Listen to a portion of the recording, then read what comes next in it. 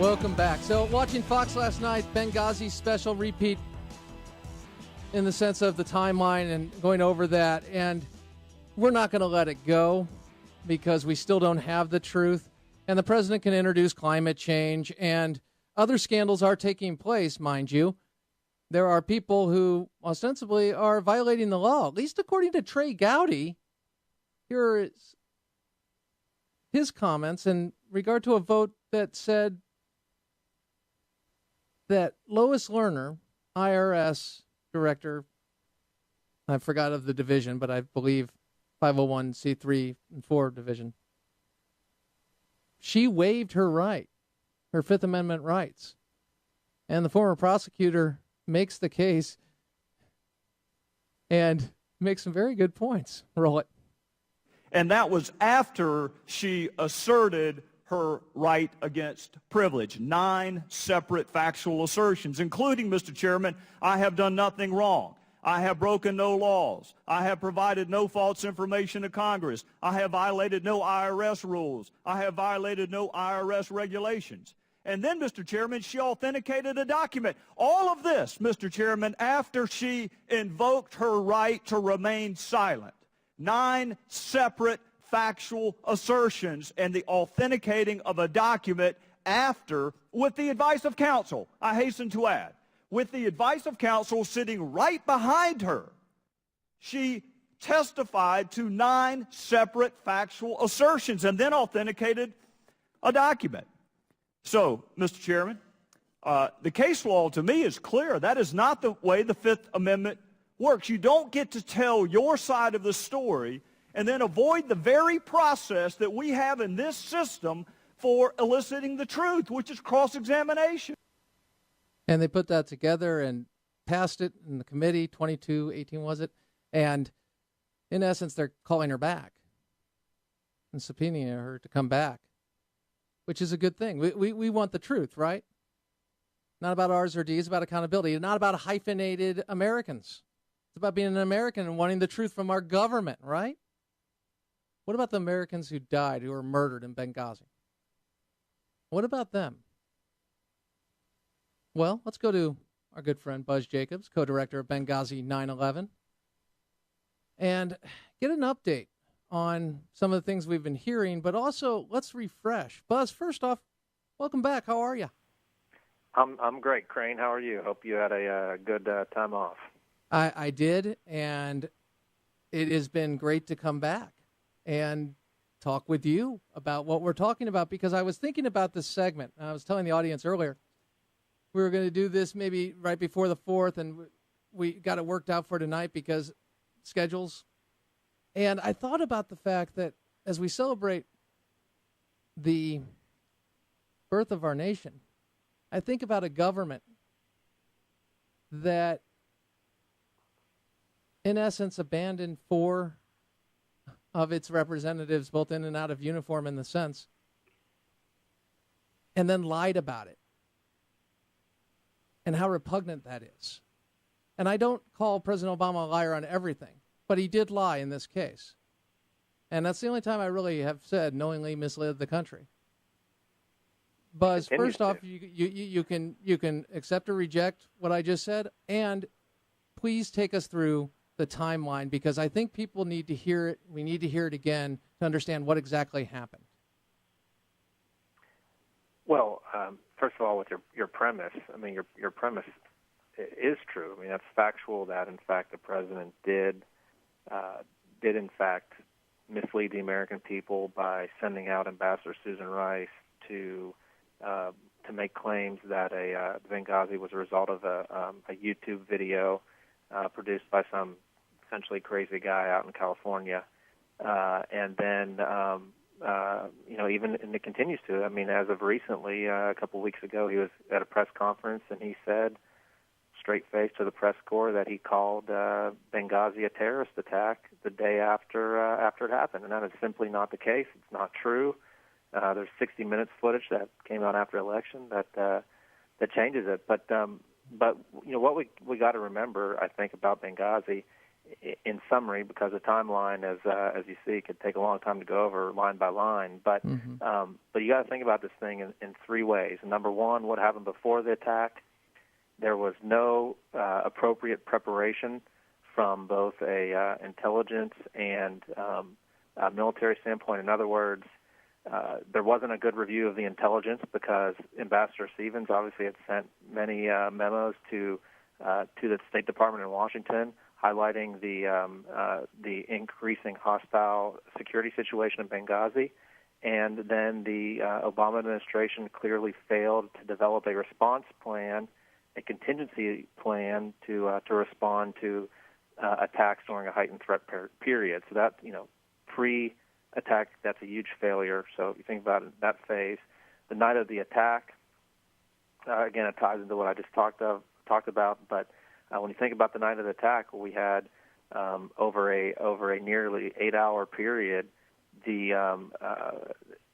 had a refusal to authorize forces to go into Benghazi from Tripoli. They were told to stay put in Tripoli and not allowed to go to Benghazi.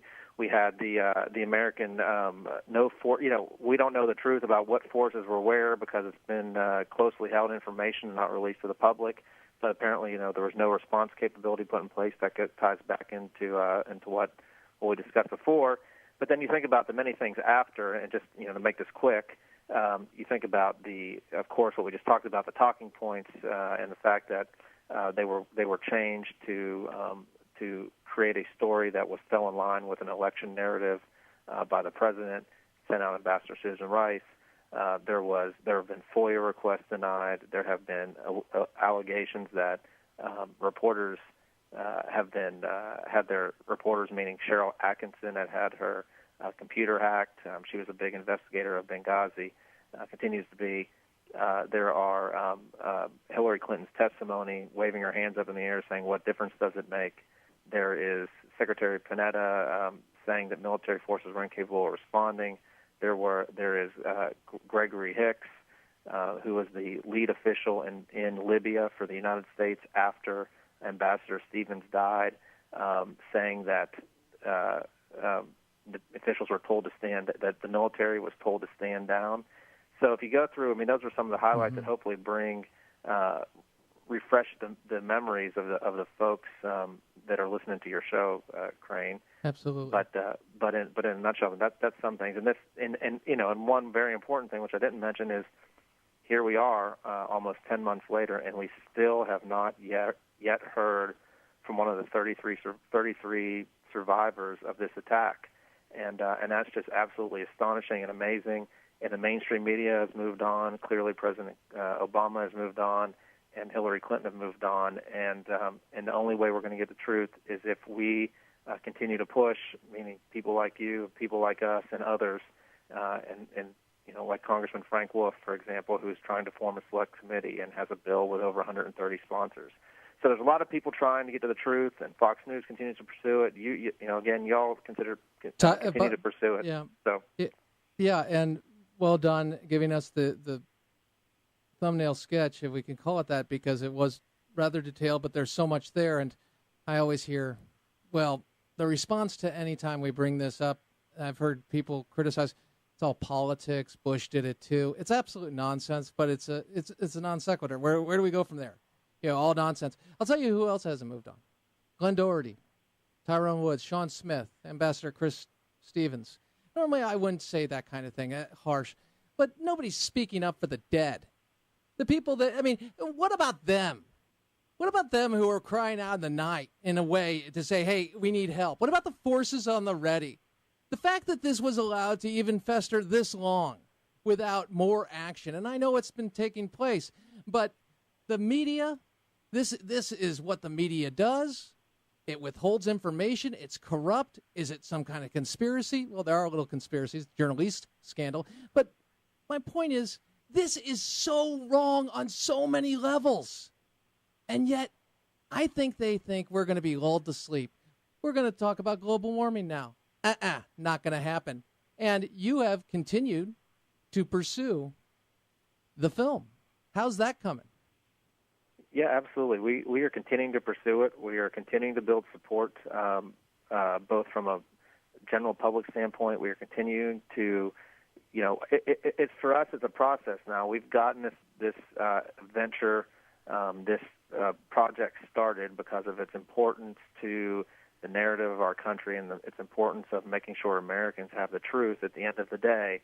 That's our goal, and we are continuing to do that by talking about it. We are reaching out to potential investors so we can secure the funding that we need to finish this project, and that is an ongoing process. And I knew when we set out to do this that it wasn't going to be easy, and it's not. This is challenging work because it's a matter of getting in front of the right people and making sure that they understand our vision and we share the vision, and it's going to be one of telling the truth. And that's what it's about, isn't it? That's what Absolutely. It's about. It's not about President Obama in the sense of liking or not liking President Obama, or Secretary of State Hillary Clinton liking or not liking the politics of it. The politics comes into the cover-up, and that's what they did. The politics comes in the sense of a policy that abandons its security upon request and not reporting that, and as well as not taking responsibility for it, even though there's forms signed. So what we're looking for is accountability. And, Buzz, you've been all over this, and you continue to do it. And every time I talk about this, every time we bring it up, we get a good response. It's growing. Benghazi9-11.com. I will post it again on the Facebook. I appreciate what you do, Buzz. I appreciate you bringing us up to speed. And as we continue to cover this story, it doesn't matter what the dinosaur media is going to do, because we know the only way it matters is we start taking our cues from them. We're not going to do it. And, Buzz, you're not doing it, and we appreciate you, man. Thank you. No way. We're not going to do that, Crane. We're going to fight to the end. Thanks so much. Thank you. Great to be with you. And that's Buzz Jacobs. Could you imagine trying to put this thing together?